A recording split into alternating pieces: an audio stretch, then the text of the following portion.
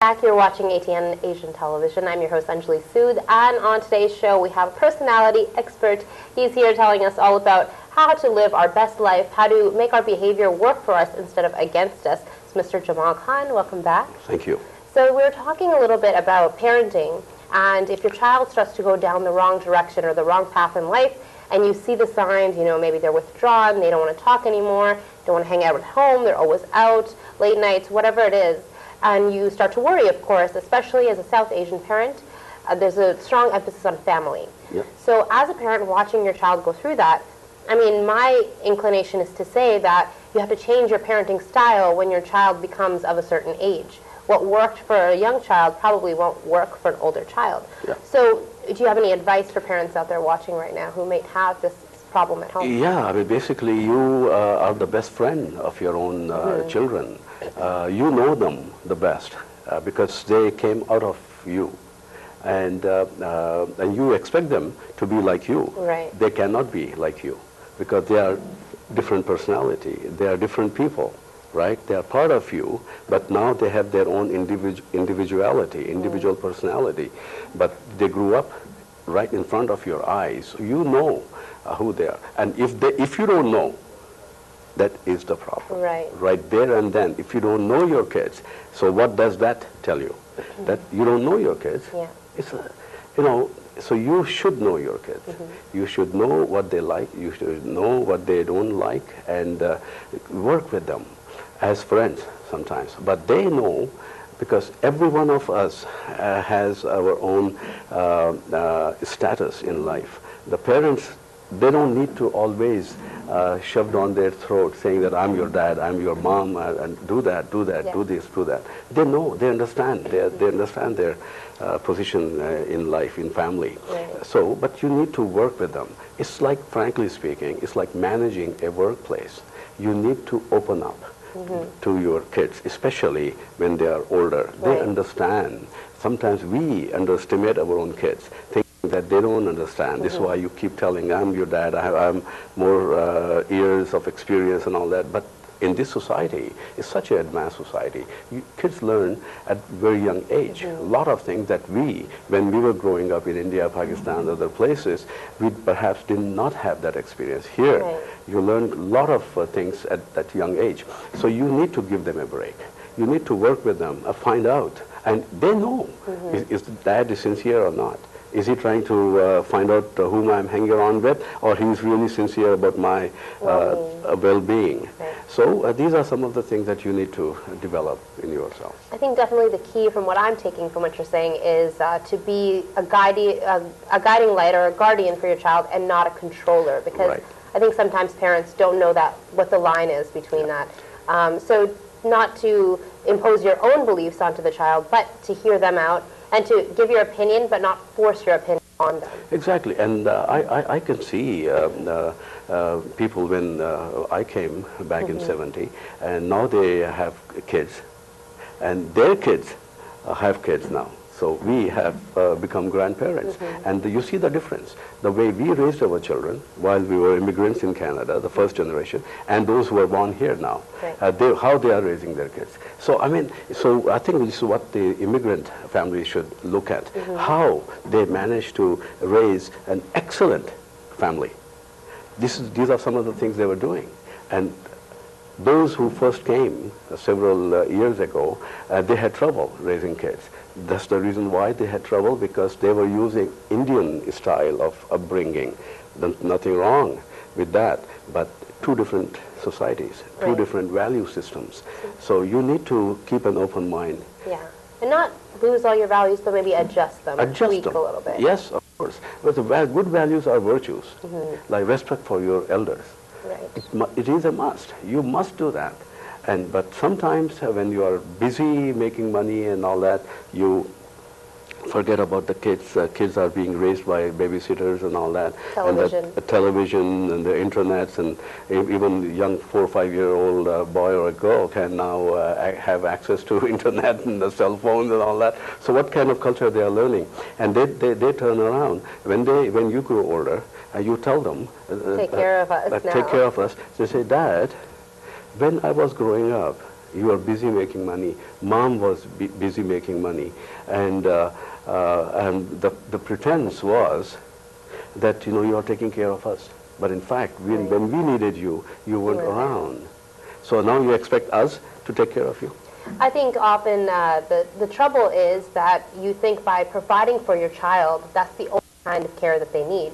But I think being there for them, being their friend, sharing hobbies together, not only always using every time together for a lesson.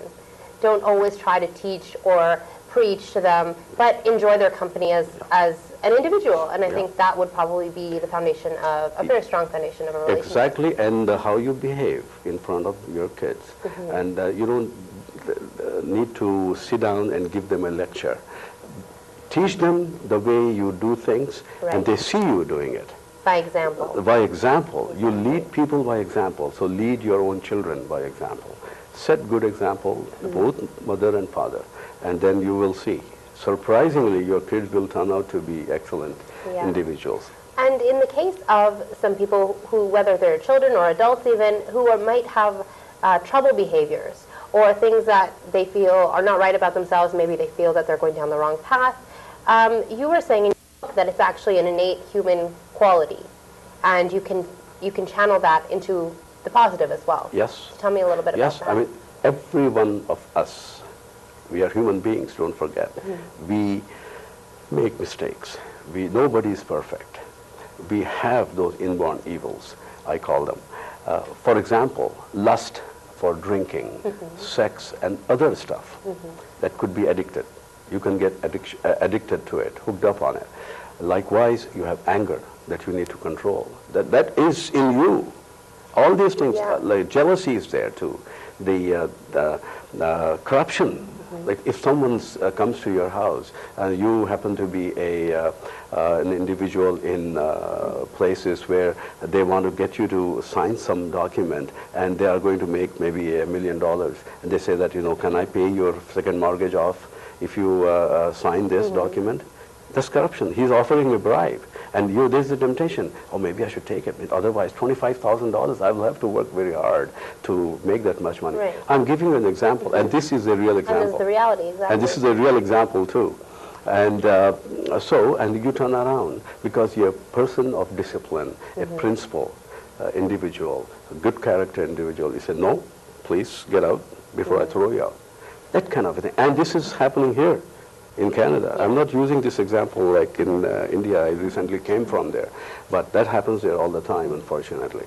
But this happened here. So the temptations are there because we are human beings. Every one of us has that.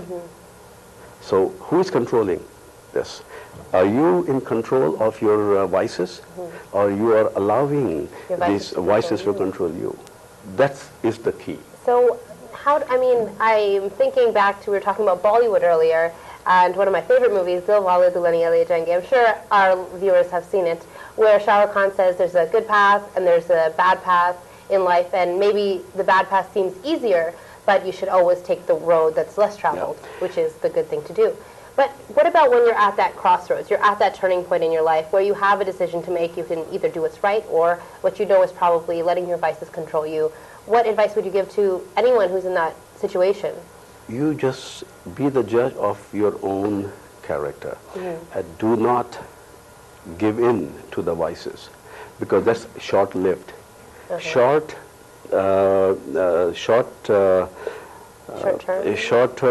or shortcut methods are always short-lived.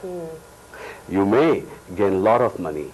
You may be able to buy a house. You may be able to buy this, maybe buy that, by using illegal methods, shortcut methods, but that will be short-lived. Easy come, easy go. And this is the fact. The nature is this way. It's not I am saying that. You can't change that. The nature is that way. If you want to be successful, if you want to be good, you have to be good to people, and they would appreciate you, and next thing you know, you have a reputation of being good. And that will bring you success. So we're talking also about karma, and how is this related to doing good karmas, and how does that affect your personality? I mean, you can see it. Within a few days of doing a good karma, a good behavior, a good deed, You will see. And then you wonder why the thing that you are waiting for so long, and suddenly it has happened. Yeah, and then you think, oh, is it possible that just 5 days ago I helped this person? Totally. Right, exactly. So the nature is that way. It's not you or I. We have no control over that. But we do have control over our behavior, how we behave, how we do things in life. If you do good, the end result will be good. As simple as that. If you do bad, the end result will be bad. Yeah. There is no, surprise in that. Scale for sure of life. So it's a very simple calculation. If you want to be successful, you have to have goodness in your heart. Be good to people, and they will be good to you, and next thing you know, you will be happy, you will get the peace of mind because people are liking you. They enjoy your company, as opposed to be saying, wow, that person is so grouchy, always angry and short-tempered and, irritable personality and all that. So try to stay away from that. And then work on your character if there is a concern about that.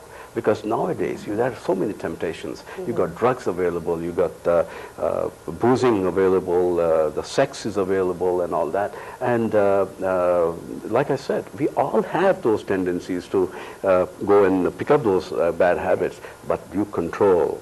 Because you know the wrong path, if you choose the wrong path, it will take you down. So stay away from it. Be strong. So one question I asked you off camera was, if you have chosen something that maybe now, in retrospect, you're watching this program and you've decided, oh, maybe that decision I made wasn't such a good one, what would you say to them? Is it all lost, or can you get back onto the path of goodness? It's not all lost. As long as you have your life, that is a precious commodity. The time, we have no idea how long I'm going to live, right?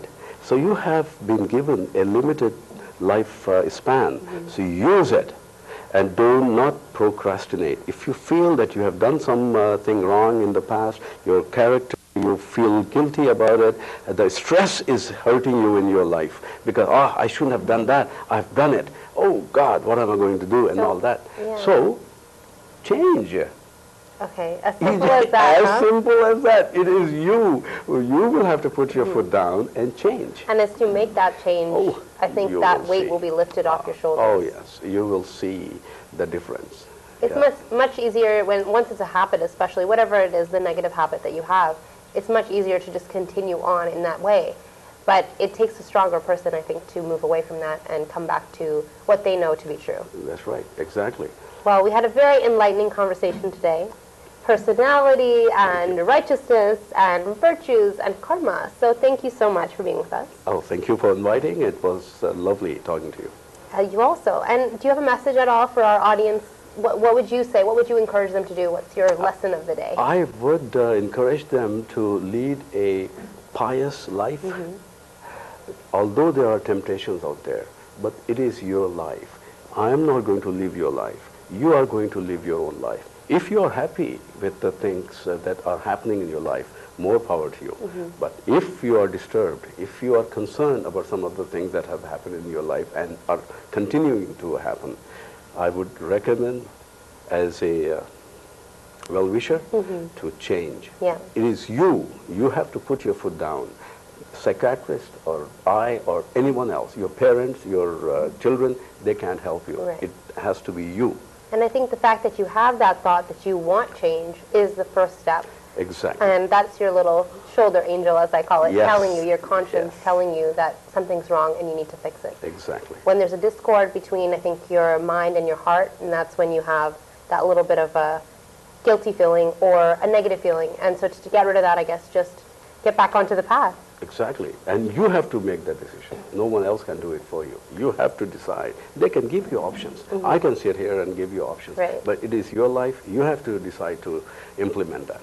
Well, it's your life, all you viewers out there. So hopefully you've made the right decision by watching the show and staying with us so far. So hopefully this has been enlightening for you just as much as it has been for me. I'd like to thank you, Mr. Jamal Khan, for being with us today. You're most welcome. And I learned a lot. So hopefully our viewers did too.